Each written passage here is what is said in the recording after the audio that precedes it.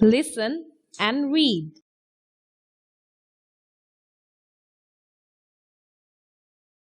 Pluck and Moxie took the glass jar outside. The other animals were waiting. "Oh, give me a piece," said the fox. "I want my piece," said the rat. Suddenly the jar fell into the ground and it broke.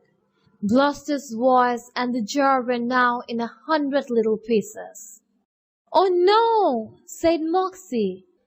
The animals searched, but they couldn't find any of the pieces. It was too dark and the pieces were too small. "What are we going to do?" asked Pluck. "We will come back in the morning," said Moxie. And all the animals went home without a piece of Bluster's beautiful voice. They were all very tired from looking for the voice, so they went to sleep.